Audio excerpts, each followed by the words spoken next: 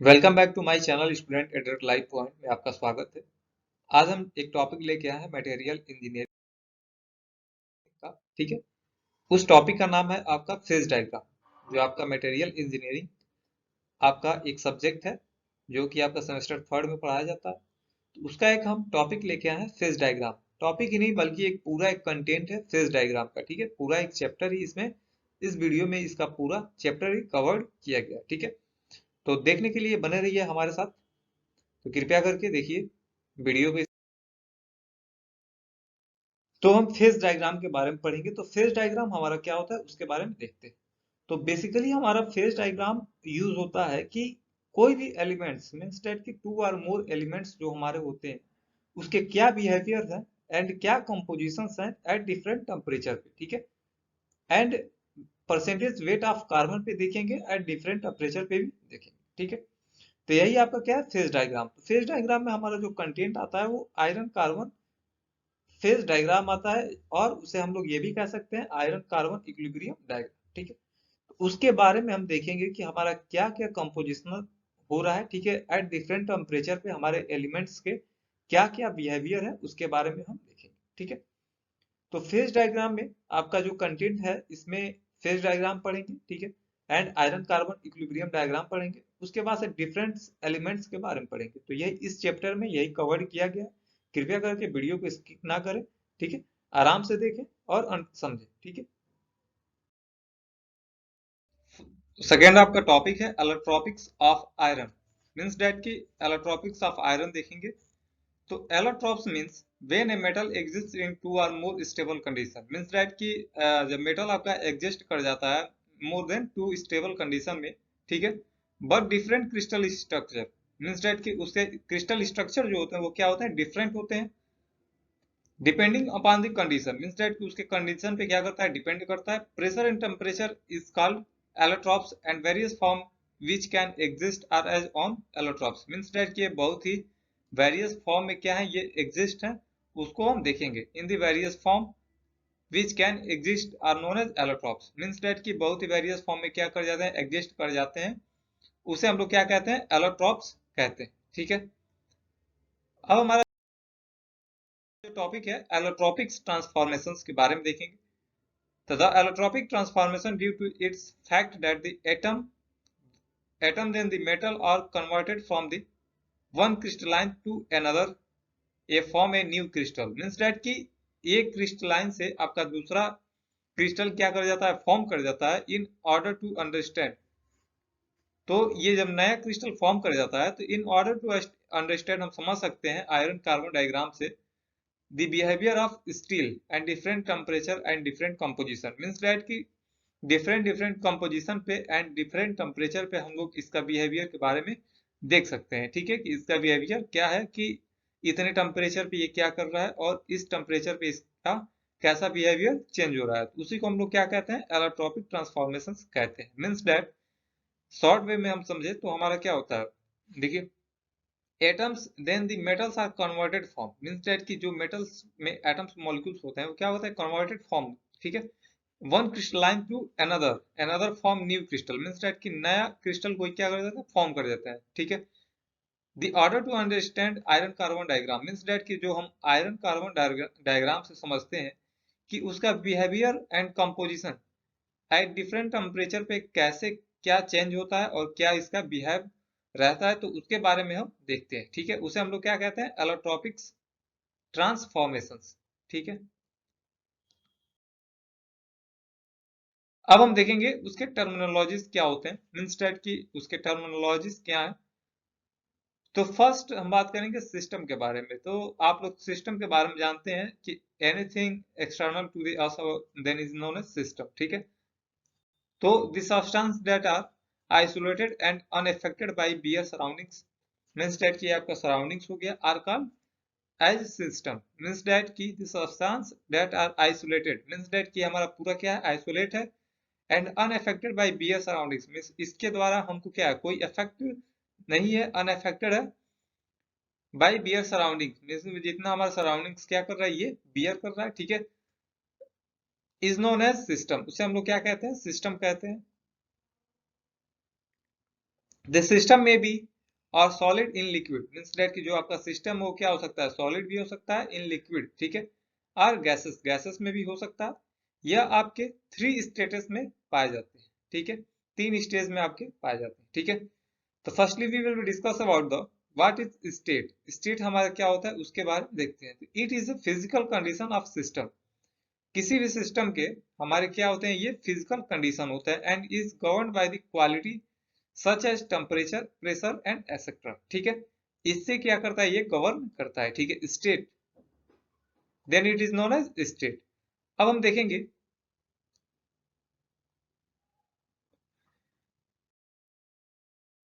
Property. Property हमारे क्या होते हैं, the quantities that govern a state of a system are called properties, means that कि जो हमारे सिस्टम के प्रॉपर्टीज है, क्वांटिटीज है, जो गवर्न करते हैं, उसे हम लोग क्या कहते हैं, प्रॉपर्टीज कहते हैं, ठीक है। अब हम बात करेंगे कंपोनेंट्स, मींस दैट कि हमारे कंपोनेंट्स क्या होते हैं। The elements are the compound that constitute system. The number of components in system two or more means that कि आपके सिस्टम के अंदर जितने भी कंपोनेंट्स हैं, दो या दो से अधिक, उस चीजों को हम लोग क्या कहते हैं, कंपोनेंट्स कहते हैं, ठीक है। इक्विलिब्रियम क्या कहेंगे, this is the state of any specified condition, ठीक है।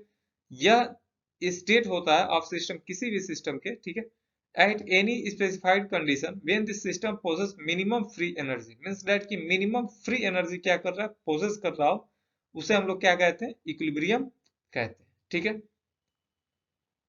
अब हम डिस्कस करेंगे फेज, हमारा मेन टॉपिक क्या रहेगा, फेज। फेज क्या होता है उसके बारे में देखते हैं।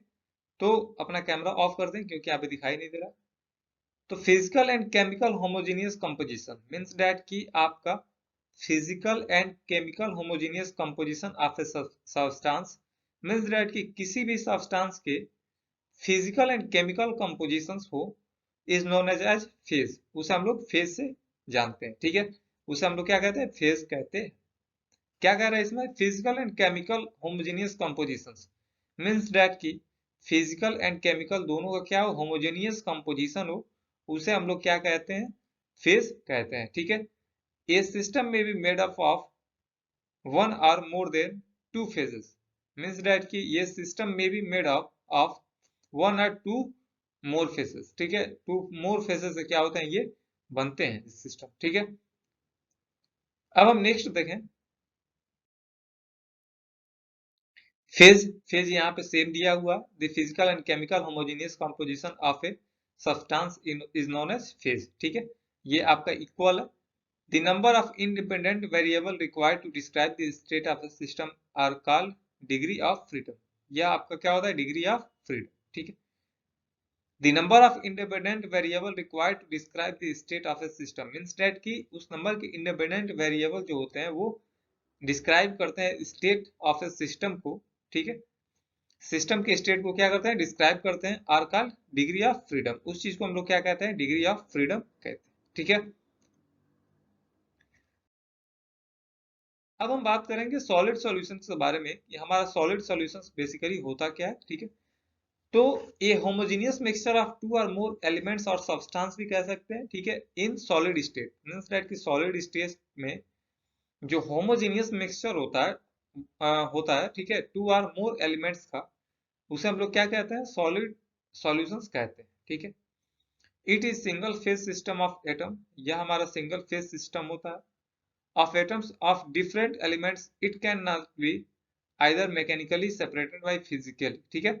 distinguished solid solution may be defined as, यहाँ पे और भी डिफाइन किया गया है इसके बारे में, सॉलिड सॉल्यूशन के बारे में। तो बेसिकली हम देखें तो हमारा सॉलिड सॉल्यूशन दो टाइप का होता है, ठीक है। जो हमारा सॉलिड सॉल्यूशन है वो कितने टाइप का होता है, दो टाइप का, interstitial solid solutions and substitutional solid solutions, ठीक है। ये आपके दो प्रकार के होते हैं, तो ये क्या होते हैं उसके बारे में हम देखेंगे, ठीक है। तो इंटरस्टिशियल सॉलिड सॉल्यूशन हमारा ये होता है कि small solid atoms dissolve in the interstitial space means that कि जो हमारे स्मॉल सॉलिड एटम्स होते हैं जो डिजॉल्व होते हैं इन इंटरस्टिशियल स्पेस में, ठीक है, available among big solvents atoms and form an interstitial solid solution. ये इंटरस्टिशियल सॉलिड सॉल्यूशंस क्या कर जाते हैं, फॉर्म कर जाता है। जैसे कि हम देखें यहाँ पे, तो ये हमारा कोई क्रिस्टल स्ट्रक्चर है, ठीक है,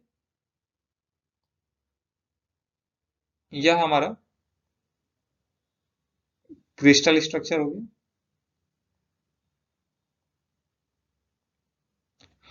और ये क्या, यहाँ पे जो इंटरस्टिशियल स्पेस में डिजॉल्व हो जाते हैं, ये आपका क्या होता है, ये जो पार्ट होता है इन दो क्रिस्टल स्ट्रक्चर के बीच का जो ये पार्ट होता है, यही आपका क्या होता है, इंटरस्टिशियल स्टेट होता है, ठीक है, यही आपका क्या होता है, इंटरस्टिशियल स्पेस होता है, ठीक है। इसी में हमारे atoms and form interstitial solid solution हो जाते हैं, ठीक है। अब हम देखेंगे नेक्स्ट हमारा सबस्टिट्यूशनल सॉलिड सॉल्यूशंस, ठीक है। तो the solute atoms occupy portions governed by Hume Rothery rule, ठीक है, Rothery rule such as solid solution में be following types, means that कि जो हमारे सबस्टिट्यूशनल सॉलिड सॉल्यूशंस हैं वो ऑक्युपाई पोर्शन गवर्न बाय, किसके द्वारा गवर्न किया गया है, हुमेर-रॉथरी रूल, ठीक है। उसके बारे में हम देखेंगे कि हमारे रूथर-रॉथरी रूल क्या कहता है, ठीक है, उसके बारे में देखेंगे। तो फर्स्ट हमारा क्या है, रैंडम और डिसऑर्डरनेस सॉलिड सॉल्यूशंस, ठीक है, रैंडम और डिसऑर्डरनेस सॉल्यूशन, ठीक है। सेकेंड आपका है order are perfectly arranged solid solutions, ठीक है। सेकेंड आपका क्या है, order are perfectly arranged solid solutions, ठीक है। तो हमारे ह्यूमन यहाँ पे ई कर लीजिएगा, गलती हो गया, HUME, रॉथरी रूल की क्या कहते हैं उसके बारे में देखते हैं। तो Humer-Rothery rule has given some criteria is regard for substitutional solid solutions. Means that the substitutional solid solution के लिए कुछ यहाँ पे क्राइटेरिया दिए गए हैं एंड रिगार्ड्स दिए गए हैं। These are known as follow, यहाँ पे कुछ इसके क्राइटेरिया दिए गए हैं हमारे सबस्टिट्यूशनल सॉलिड सॉल्यूशंस के बारे में, वो हम देखेंगे, ठीक है।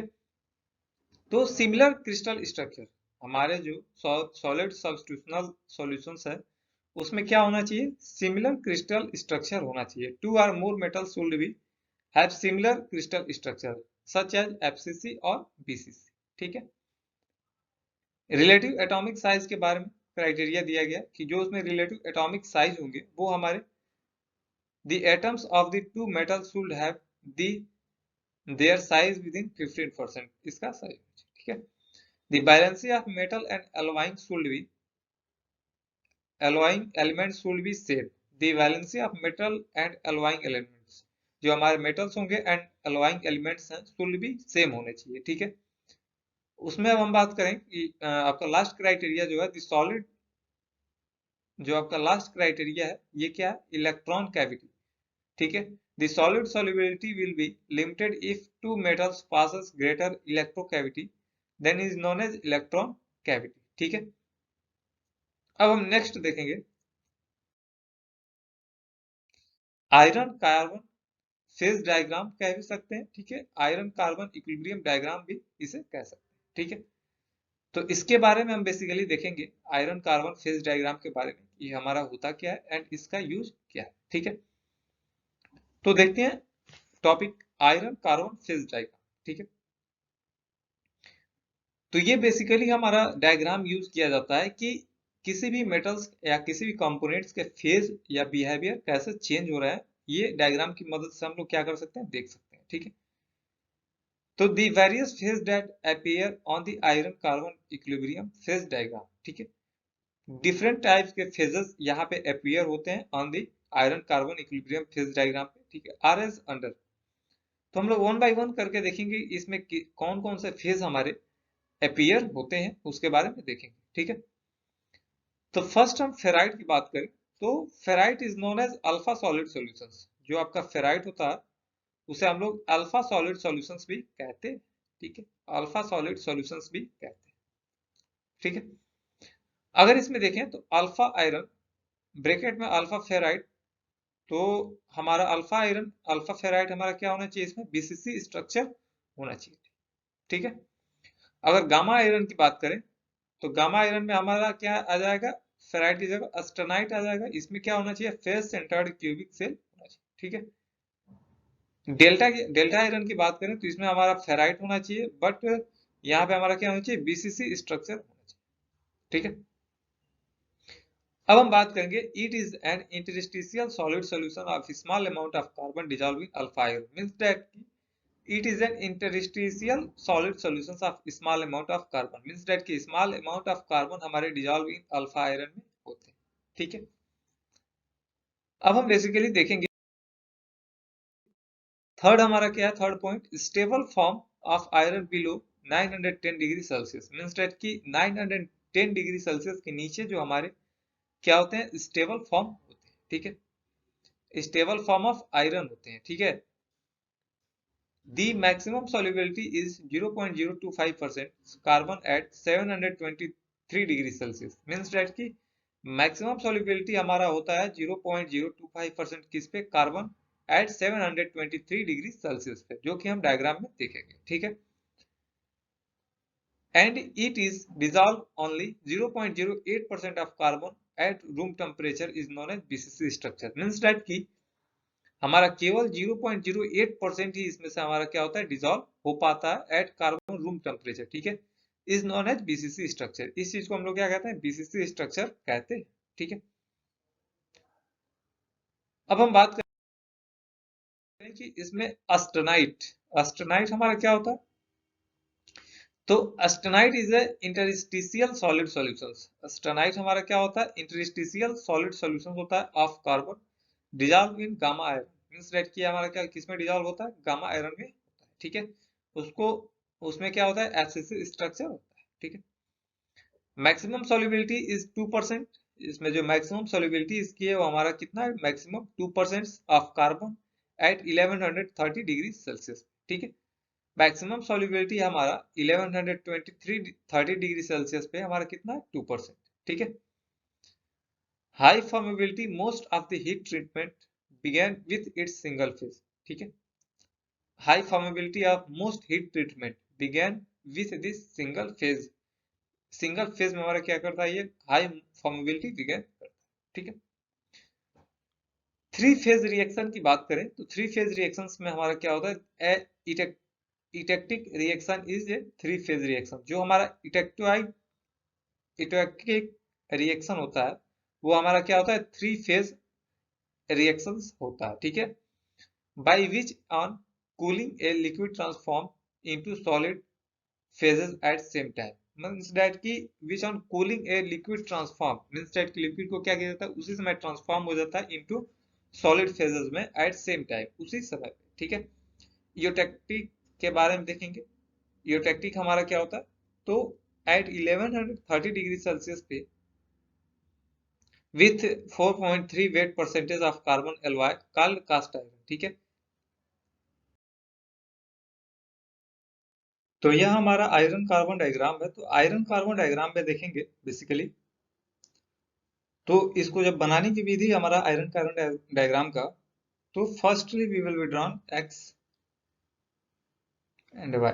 ठीक, अब यहाँ पे हम टेम्परेचर लिखते जाएंगे, जीरो टेम्परेचर, 723 टेम्परेचर। ठीक है, उसके बाद से 900 कुछ, उसके बाद से 1539, मीन्स दैट कि आपको 1539 आपका हाईएस्ट रहता है इसमें टेम्परेचर। ठीक, बहुत से बुकों में बहुत से टॉपिक्स जो अलग अलग आपके बुक्स हैं उसमें अलग अलग टेम्परेचर दिए हुए हैं, तो 953 दिया हुआ है, तो कुछ में 908 दिया हुआ है, तो इससे कोई ना घबराएं। ठीक है, इसमें कुछ डिफरेंस आपका टेम्परेचर हो सकता है। ठीक है, यहाँ पे आपका बाई वेट दिया गया है, मीन्स दैट कि जो आपको पहले बताया था पहले वाले पिछले वाले टॉपिक में, बाई वेट। ठीक है, तो परसेंटेज कार्बन बाई वेट। ठीक है, 0.8, 2.0, 4.3 एंड 6.67, यहाँ पे हमारा जो होगा वो 6.67। ठीक है, यहाँ से बात करते हैं, तो यहाँ से जो हमारा कर्व ये जो नीचे की तरफ आ रहा है, ठीक है, और ये हमारा यहाँ से 723 डिग्री पे डिग्री सेल्सियस पे हमारा क्या हो जा रहा है, यहाँ पे आ रहा है। ठीक है, तो यह जो हमारा पार्ट हो रहा है, ये हमारा पूरा क्या हो रहा है, अस्टेनाइट, मींस दैट कि लिक्विड प्लस अस्टेनाइट। ठीक है, और ये हमारा पूरा क्या है, लिक्विड, ये अपर पार्ट हमारा पूरा क्या रहेगा, लिक्विड। ठीक है, फिर यहाँ से हमारा जो ये टेम्परेचर लेवल है, और ये हमारा क्या रहेगा, सीमेंट टाइप। या L प्लस सीमेंटाइड, लिक्विड प्लस सीमेंटाइड हमारे यहाँ पर आएगा। ठीक है, जैसे ही हम नीचे की ओर टेम्परेचर हमारा लो होता जाएगा, ठीक है, तो एट 1130 डिग्री सेल्सियस पे हम देखेंगे कि हमारा क्या बनेगा। ये हमारा क्या इटेक्टॉइड इटेक्टिक पॉइंट है ये हमारा, और यहाँ से हम बाई वेट क्या करेंगे, नीचे जाएंगे। ठीक है, और यहाँ पे जो हमको मिलेगा अस्टेनाइट प्लस सीमेंटाइड मिलेगा। ठीक है, इसमें इटेक्टिक लेड ब्यूराइट हमारा यहाँ पे बनेगा। ठीक है, उसके बाद से देखेंगे कि यहाँ पे जो हमारा ये कर्व बन रहा है, ठीक है, तो ये हमारा पूरा पार्ट क्या हो जाएगा, फेराइट हो जाएगा। और ये जो कर्व आके यहाँ से क्या हो रहा है, इंक्लाइंड हो रहा है, ये हमारा क्या हो जाएगा, इटेक्टॉइड पियर लाइट। ठीक है, जैसे ही हमारा टेम्परेचर घटता जाएगा तो थर्ड फेज में हमारा, ये फर्स्ट फेज हो गया, second phase and third phase. Third phase में हमारा फेराइट प्लस सीमेंटाइड मिल रहा है परसेंटेज बाई वेट। ठीक है, तो the iron carbon carbide equilibrium diagram labelled with common features. ठीक है, कॉमन फीचर से इसको क्या किया गया, लेवल किया गया। इसको बनाने की विधि क्या है कि सबसे पहले इसकी बनाने की विधि हम देखेंगे फिर से एक बार, इसको इरेज करते हैं।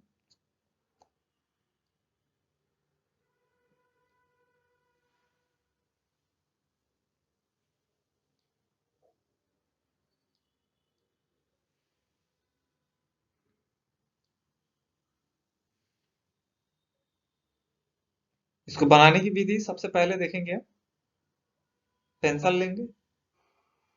First we will be draw temperature and hypothetical.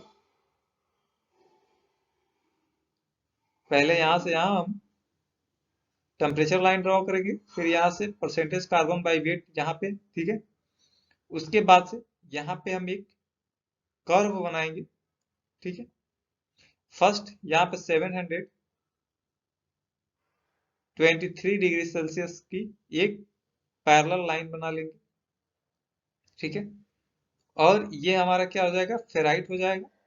Second हमारा यूटेक्टिकटॉइड, और फिर इसको क्या करेंगे, अपर थर्ड फेज पे ले जाएंगे। ठीक, उसके बाद से यहाँ पे 1539 पे हमारा क्या बनेगा, एक कर्व बनेगा, जो कि कर्व हमारा यहाँ पे आके थर्ड फेज पे मिलेगा। ठीक है, ऐसा ही आपको बनाना है।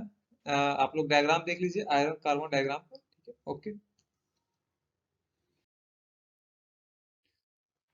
The iron carbon diagram is also known as equilibrium diagram. जो आयरन कार्बन डायग्राम हमारा होता है उसे हम लोग इक्विलिब्रियम डायग्राम से भी, नाम से भी जाना जाता है। ठीक है, in this diagram the temperature is plotted on by axis and the composition of carbon percentage of carbon x axis. Means that की जो टेम्परेचर है वो वाई एक्सिस पे काउंट किया जाता है। ठीक है, the composition of carbon on x axis means that कि आपको पहले ही बता चुके हैं, ये हमारा टेम्परेचर और ये हमारा एक्स एक्सिस का परसेंटेज ऑफ कार्बन। ठीक है, in phase diagram are always drawn at equilibrium state. जो हमारा phase diagram are always drawn at equilibrium state पे ड्रॉन किया जाता है ऑफ दिस सिस्टम। ठीक है, किसी भी सिस्टम। ठीक है, always try to be state table the phase diagram is classified as follow. Means that कि जो हमारे फेज डायग्राम है उसको क्लासिफाइड किए गए हैं, उसके बारे में हम देखेंगे। यूनरी फेज डायग्राम, ठीक है, जैसे कि single components diagram, binary phase diagram, double component system, tertiary phase diagram, triple component system and quadratic phase diagram. ठीक है, अब हम देखेंगे कि iron carbon phase diagram, iron है mixed with carbon. Means that की आयरन है mixed with carbon in graphite form. Means that graphite form में क्या रहता है, मिक्स्ड रहता है। Is more stable than iron with iron carbide. ये क्या होता है, मोर स्टेबल होता है, जो कि हमारा आयरन विथ आयरन कार्बाइड के साथ मिक्स रहता है। ठीक है, कंपोनेंट्स देखेंगे Fe3C लेंगे। ठीक है, iron carbide is contained by solute having widely varying carbon content. Hence, we shall study the meta-stable phase diagram of iron carbon carbide phase. ठीक है, इसके हम phases के बारे में पढ़ेंगे, meta-stable phase diagram के बारे में। ठीक है, मैक्सिमम solubility ऑफ कार्बन देखेंगे कि मैक्सिमम solubility हमारे कितने होते हैं, उसके कार्बन देखेंगे। ठीक है, तो maximum solubility of carbon in alpha means that की जो हमारा मैक्सिमम solubility है वो इन अल्फा में, उसके बारे में देखेंगे। ठीक है, तो आयरन हमारा कितना होता है 0.025% एट 723 डिग्री सेल्सियस। ठीक है, and alpha ferrite is an interstitial solid solution of carbon in pure iron. ठीक है, जो हमारा अल्फा फेराइड इज क्या होता है, interstitial solid solution of a carbon होता है in pure iron, pure iron. ठीक है, मैक्सिमम सॉल्युबिलिटी की बात करें तो maximum solubility of carbon in gamma iron. ठीक है, जो हमारा मैक्सिमम सॉल्युबिलिटी होता है of carbon in gamma iron. ठीक है, iron austenite 2.03% of carbon at 1130 degree Celsius. ठीक है, जो कि हमारा 2.03% होता है ऑफ कार्बन एट किस पे होता है, 1130 डिग्री सेल्सियस पे होता है। ठीक है, gamma solid solution is not stable at room temperature. जो हमारा गामा सॉलिड सॉल्यूशन होता है ये स्टेबल नहीं होते हैं at room temperature, it is stable temperature above, means that कि हमारे 723 डिग्री सेल्सियस क्या होते हैं, ये अबव होते हैं। ठीक है, maximum solubility of carbon in delta. ठीक है, maximum solubility of carbon in delta iron देखेंगे तो 0.1% होता है, कार्बन टू 6.67%, मींस दैट 6.67% पे होता है। ठीक है,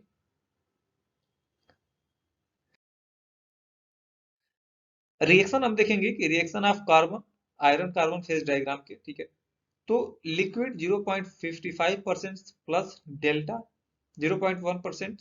ठीक है, तो इसका कूलिंग देखेंगे हम इनटू गामा 0.1%। ठीक है, कूलिंग एंड हीटिंग देखेंगे। ठीक है, तो हमको क्या मिलेगा, एक गामा मिलेगा। ठीक है,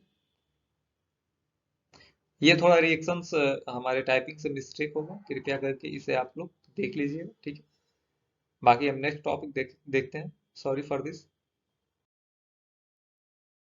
liquid breaks into two solids. ठीक है, reaction is known as eutectic. जो हमारा लिक्विड्स ब्रेक होता है इनटू टू सॉलिड्स में, रिएक्शन इज नोन एज हमारा क्या होता है, इयोटेक्टिक होता है। ठीक है, product is ledeburite and is an mixture of austenite and cementite. जो हमारा प्रोडक्ट मिलता है वो क्या मिलता है, लेड ब्यूराइड मिलता है and the mixture of austenite and cementite. जो मिक्सचर होता है वो किस चीज का होता है, ऑस्टेनाइट एंड सीमेंटाइड का होता है। ठीक है, एटोक्टेटॉइड के बारे में देखें तो reaction take place at an temperature. जो रिएक्शन हमारा होता है वो टेक प्लेस लेता है किसको, 723 degree Celsius at 0.8% of carbon. ठीक है, मींस दैट कि यहाँ पे हम देख लेंगे 1539 डिग्री सेल्सियस पे। ठीक है, the phase transformation of solid into two different solids in Fe3 system, there is a eutectide point at approximately 0.8% of carbon to 723 degree Celsius. यही कह रहा है कि आपका वहां पे यूटाइड पॉइंट मिलता है, जैसे कि अप्रोक्सीमेटली क्या होता है, 0.8% ऑफ कार्बन पे मिलता है। ठीक है, एट 723 डिग्री सेल्सियस पे। ठीक है, यूटेक्टाइड देखते हैं, solids breaks into two solids. जो हमारे सॉलिड्स होते हैं वो ब्रेक हो जाते हैं यूटेक्टाइड में। रिएक्शन इज ईओटोक्टाइड देखें तो austenite break into ferrite and cementite, means that की जो ऑस्टेनाइट क्या हो जाते हैं, ब्रेक हो जाते हैं इनटू फेराइट एंड सीमेंटाइट। ठीक है, उस प्रोडक्ट को, जो प्रोडक्ट हमको मिलता है उसे हम लोग क्या कहते हैं, the product is called pearlite. ठीक है, अब हम सीमेंटाइड के बारे में देखें। हमारा सीमेंटाइड बेसिकली क्या होता है, तो सीमेंटाइड के बारे में देखें। Cementide of iron carbide is compound of iron and carbon, more precisely an intermediate transition metals carbide with formula of Fe3C.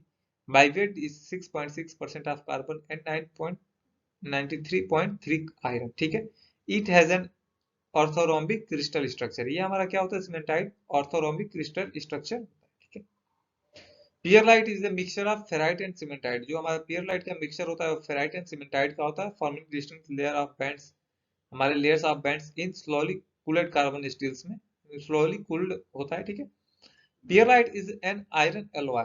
जो हमारा पियरलाइट क्या होता है, is an iron alloy that contains around 88% ferrite and 50% cementites. जो हमारा pearlite alloy contain करता है, means that की एलॉय जो कंटेन करता है वो 88% ऑफ फेराइट एंड 12% ऑफ सीमेंटाइड करता है। ठीक है, pearlite is known for being thought and it is used in variety of applications। मतलब बहुत जगह ये क्या होता है, यूज होता है, जैसे कि हमारे cutting tools and high strength.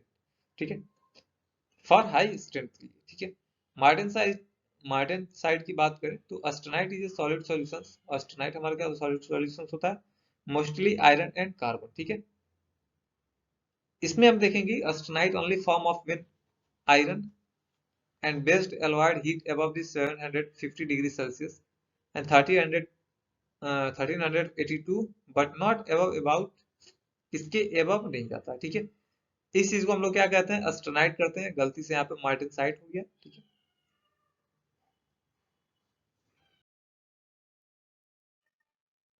Lead बेरॉइट आप लोग देख लीजिएगा, लेड बेरॉइट वैसे ही है। टॉर्साइट देख लीजिएगा, एंड सॉर्बाइट क्या होता है। Okay, thank you. आज का ये लेक्चर आपको बहुत ही अच्छा लगा होगा। कृपया करके हमारे चैनल को सब्सक्राइब करें एंड लिंक शेयर करते रहें। ऐसे ही टॉपिक आपको रोज मिलते रहेंगे, कुछ नया टॉपिक लेके आते हैं, ठीक है, नेक्स्ट लेक्चर में। ओके, थैंक यू, धन्यवाद, जय हिंद। तो बने रहें हमारे साथ डे बाय डे लेक्चर्स